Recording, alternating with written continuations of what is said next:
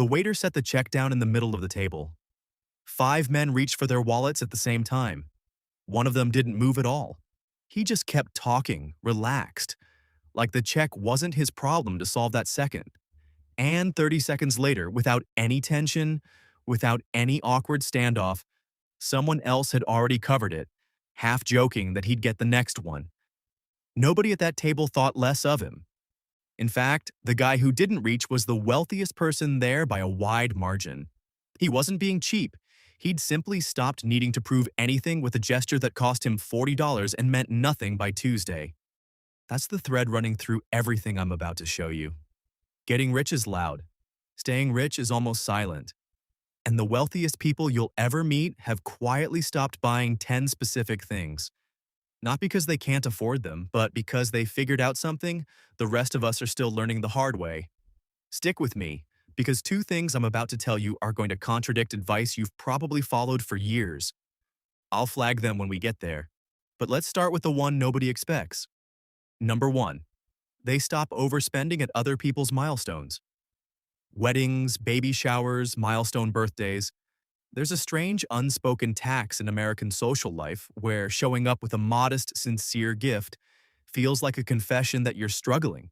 So people spend money they don't have to avoid an awkward feeling that would have lasted about 4 minutes.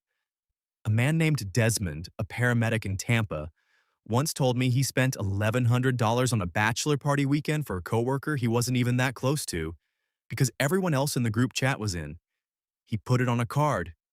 8 months later, he was still paying it off. And the guy whose bachelor party it was couldn't even remember what Desmond wore that weekend. The wealthy give generously, often more generously than you'd guess. But they give on their own terms, planned in advance, never as a reflex to social pressure in a group chat. Second, they avoid buying new technology on release day, not technology in general. The premium for being first.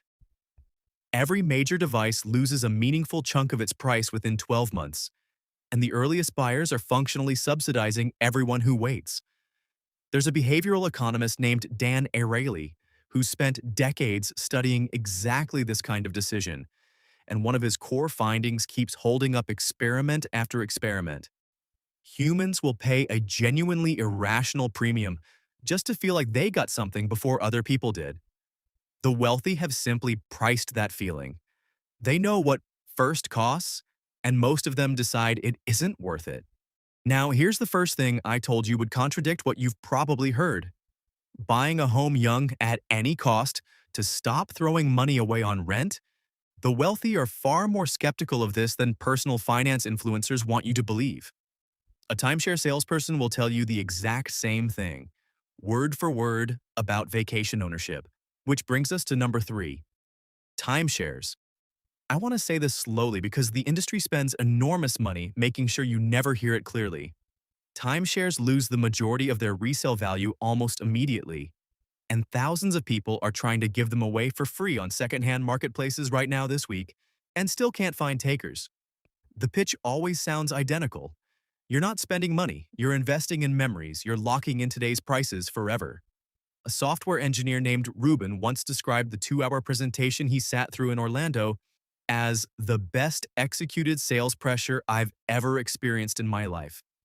And he still signed. It took him 6 years and a small legal fee to get out of the contract.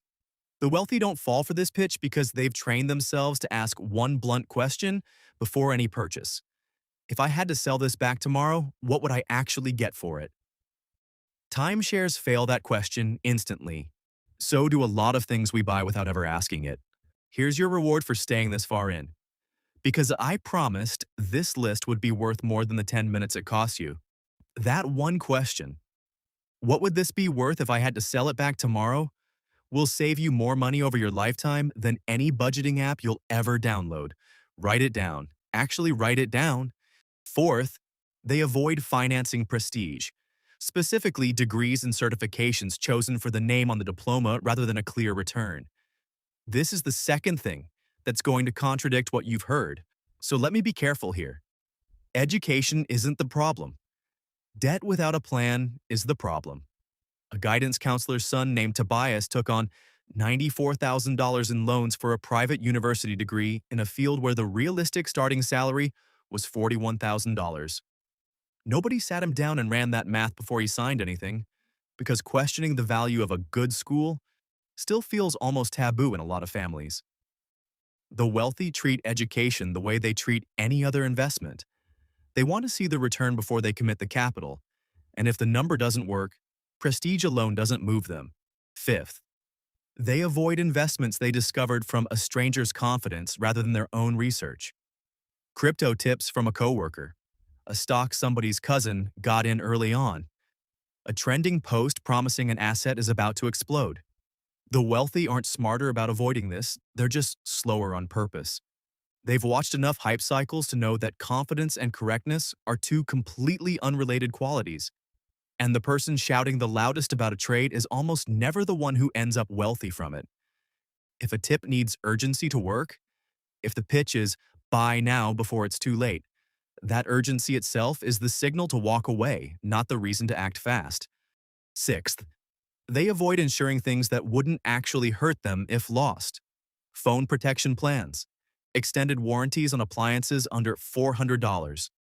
A dental assistant named Priya ran the numbers on every small insurance add-on she'd said yes to over 3 years and found she'd paid $620 to protect items worth, combined less than that. These products exist because insurance companies have done the math on exactly how rarely they'll have to pay out, and they've priced the product to profit from your anxiety, not your risk. The wealthy save the instinct to insure for things that could genuinely wreck their life: health, liability, income, and they self-insure everything smaller than that. Because replacing a blender is not a financial emergency, no matter how the checkout screen frames it. Seventh, they avoid financing consumption. Buy now, pay later for clothes.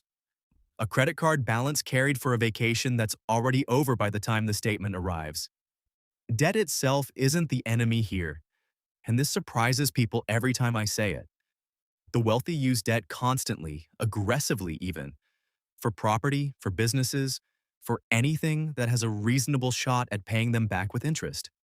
What they won't do is borrow against a future paycheck to fund something that provides zero return the moment it happens. A vacation photographed and forgotten, a jacket worn 6 times. Debt for consumption is quietly asking your future self to cover a bill your present self wanted to avoid facing, and your future self never signed off on that arrangement. Eighth, they avoid retail therapy as an emotional regulation strategy. This is the one I want you to sit with because it's rarely about money at all. A purchase made after a bad day, a breakup, a fight with a sibling, a rough performance review. It feels like relief for about 6 minutes, and then the box arrives a week later, and the feeling has already evaporated, leaving only the charge. The wealthy tend to have built other outlets for that exact moment. A call to a friend, a walk, literally anything that doesn't have a price tag attached, because they've learned, usually the expensive way, that spending never actually resolves the feeling it's covering up. It just delays it and adds interest. Ninth, they avoid competing with people whose finances they've never actually seen. This one is uncomfortable, so I'll say it plainly. You don't know your coworker's savings account. You don't know your cousin's credit card balance. You see the vacation photos, the renovated kitchen, the new furniture. You never see the number underneath any of it.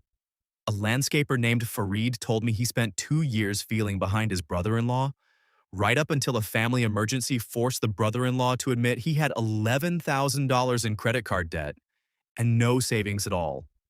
Fareed had been quietly comparing his real financial life to someone else's performance the entire time. Comment below if you've ever caught yourself doing exactly that. I read every single one, and honestly, it's the comment I see most often on this channel. 10th, and this is the one that ties every other item on this list together. The wealthy avoid any purchase that requires them to explain it to justify it. If you catch yourself building a defense for something before you've even bought it, rehearsing what you'll say if someone asks, some part of you already knows the purchase doesn't hold up on its own. The wealthy have a strange kind of quiet about their spending, not secrecy. just an absence of the need to defend it because the decision was made calmly, without an audience in mind.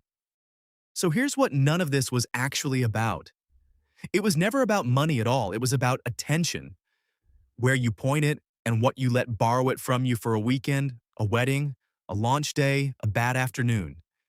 Every dollar you don't spend proving something to a table full of people who will forget by Tuesday is a dollar still working for you in 10 years, in 20, in the version of your life you haven't built yet but are quietly constructing one decision at a time. If this video helped you, like it, share it with someone who could benefit, and subscribe for more insights.